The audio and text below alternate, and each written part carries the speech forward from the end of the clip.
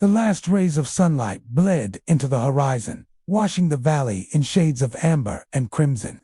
The wheat fields swayed gently in the evening breeze, whispering their nightly song. Smoke curled lazily from the thatched roofs, where women stirred pots of lentils and rice. And children's laughter echoed faintly before fading into silence as they were called indoors. On the edge of the village, near the riverbank where frogs croaked and fireflies danced, stood Kamal's humble hut. Inside, the air smelled faintly of damp clay and smoke from the small kiln that never seemed to cool completely. His tired frame slumped as he lowered himself onto the earthen floor, his cracked hands trembling from the day's toil. His wheel had spun since dawn, his back bent over clay, yet the market had rewarded him with only a few coins. 3 pots sold, 3 coins earned. Now, on a wooden plate before him, lay his supper, a single flat bread, browned unevenly, its edges crisp, its center slightly soft. Kamal's stomach clenched, the hollow ache of hunger making the bread seem both too little and too precious to eat. He whispered a quiet prayer of gratitude. "O Sustainer, even this is your mercy." Just as his hand reached for the bread, a faint knock echoed against the weak wooden door. Kamal frowned. Few visited him, and never at such an hour. Rising slowly, his joints creaking with weariness, he unlatched the door. There stood an old man, bent and weary, his long beard streaked with gray and white. His robe hung in tatters, patched so many times it looked more like rags than cloth. His eyes, those eyes sunken deep, ringed with exhaustion, yet carrying the weight of stories untold. His lips trembled as he spoke. "Peace be upon you." His voice cracked like dry twigs underfoot. "And upon you, peace," Kamal replied gently, though concern laced his words. "What brings you to my poor hut at this hour, father?" The old man bowed his head. "I am hungry," he whispered, each word dragged out as though it cost him strength. "I have not eaten in days.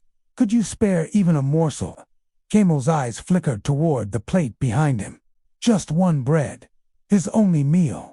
His throat tightened as his stomach knotted in protest. He had worked since dawn. He had carried heavy clay from the river, shaped it, fired it, walked barefoot to market, endured insults from bargainers, and returned with hardly enough for survival. And now, the last thing between him and a night of hunger was being asked of him. A long silence hung in the air, broken only by the chirping of crickets outside. Kamal stepped aside, his face softening. He lifted the plate, carried it carefully, and placed the flatbread into the trembling hands of the stranger. "Eat, father," he said, his voice steady, though inside he fought against a gnawing hunger that rose like fire. "My hunger can wait. Yours cannot." The old man blinked, his lips quivering as tears welled in his weary eyes. Slowly, almost reverently, he lowered himself to the threshold and broke the bread. He ate as though each bite was a treasure, his hands shaking, his lips savoring every fragment. Kamal watched in silence, his own hunger roaring but quieted by a strange warmth blooming in his chest. When the bread was gone, the old man wiped his mouth, raised his frail arms to the heavens, and spoke in a voice that seemed suddenly strong, resonant, like the rustling of leaves in a sacred grove. "You gave me food when you had none to spare," he intoned. "You shared what was life to you. May the work of your hands be blessed. May your pots never be empty." Kamal bowed his head humbly. To him, it was merely the blessing of a wandering beggar. But as the old man's figure disappeared into the night mist, something in those words stayed with him, like an ember glowing quietly in his heart. That night, Kamal lay on his mat, his stomach empty but his soul full. He closed his eyes, not knowing that his life had already begun to change. The moon was high, its pale light spilling like silver over Rashid's sprawling mansion. The tiled roof gleamed faintly, the carved wooden doors stood like sentinels, and in the courtyard, guards whispered nervously as their master paced back and forth. Rashid's face, once smug and composed, was twisted with obsession. His spies had confirmed the truth. Kamal's pots turned water into gold. A potter, a man of clay and mud, surpassing the wealth of Rashid, landlord of fields and houses. Unthinkable, unbearable. That fool hides treasure under the nose of the village, Rashid snarled, and they praise him as though he were some saint. No more. The secret shall be mine. That night, with 3 loyal men, Rashid crept toward Kamal's hut. The village lay silent, cradled in sleep, only the soft lapping of the river breaking the stillness. Kamal himself, exhausted from the day's labor, lay curled on his mat, dreaming of nothing. Rashid and his men pushed open the creaking door. Shadows stretched across the humble hut, where pots lay stacked against the wall. They searched quickly until they found the largest jar, still damp from use. With greedy hands, Rashid dragged it outside. "Quick, fetch water," he hissed. One servant ran to the river, filling a jug, and poured it into the jar. The sound was faint at first, like pebbles tumbling.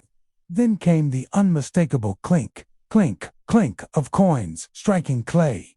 Gold.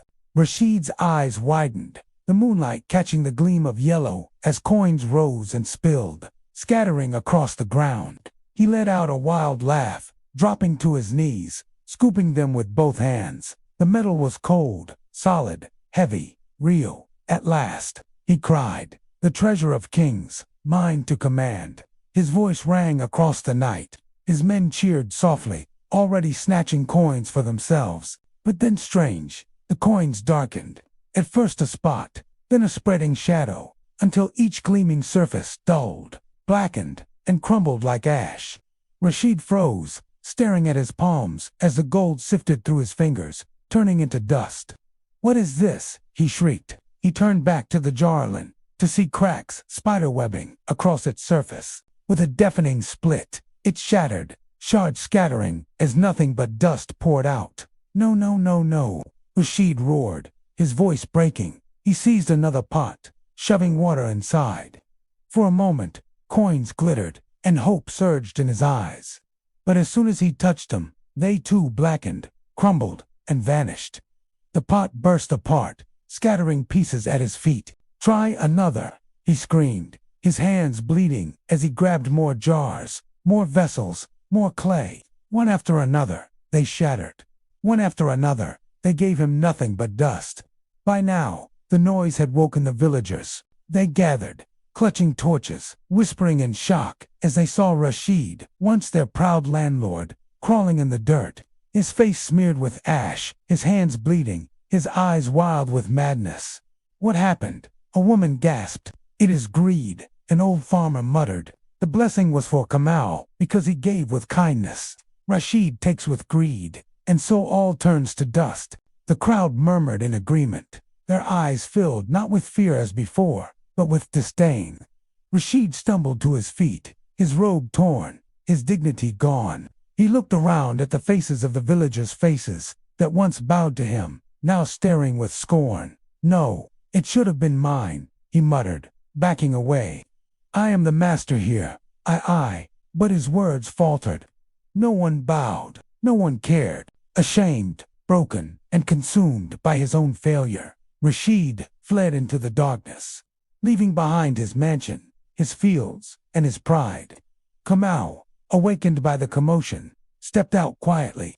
He saw the shards of his broken jars, the dust scattered across the earth, and the villagers gathered.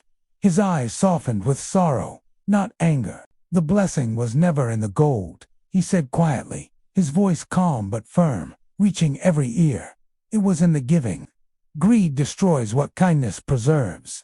The villagers bowed their heads, his words sinking into their hearts. From that night onward, no one spoke of Rashid with respect, but Kamal's name spread as a man of wisdom, his story carried from mouth to mouth, village to village. And so the potter's legacy endured not through coins, but through kindness, stronger than gold, brighter than pride, everlasting as clay shaped by patient hands.